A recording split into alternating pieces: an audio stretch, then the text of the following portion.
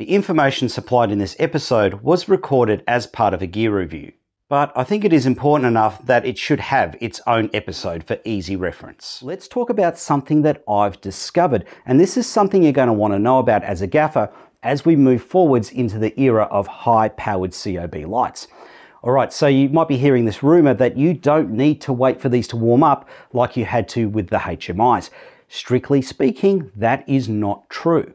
Alright, so if you turn one of these on and then start taking your meter readings for, say, your brightness or your f-stops, that's not a problem at all. But what does change over a bit of time is the delta UV or green magenta values, and even the CCTs can change a little bit.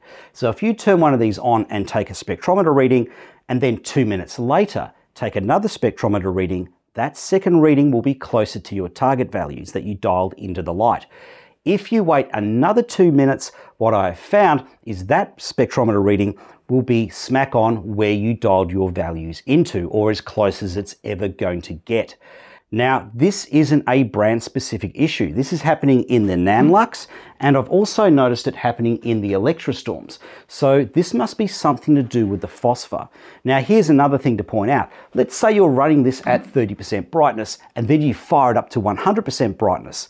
Same thing applies. It'll probably be another couple of minutes before the phosphor stabilizes and you get consistent light values. So how big a difference is it between the light being cold and the light being warmed up? Well, if I was shooting a sequence and the story said that we had to go from 0 brightness to 100% brightness, I wouldn't be particularly worried. I don't think anybody would notice it because the difference is less than that of a 1/8 correction gel, well within that sort of tolerance range.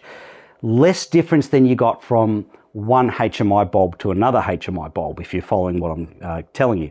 Now, if I was shooting a sequence where it's got a lot of cutting, so maybe it's a drama sequence, and then we went to lunch and then came back and continued filming, I would definitely want to fire up the light 5 minutes beforehand just to make sure everything matches identically so that the color grader doesn't have to do any additional work. The color grader will definitely notice.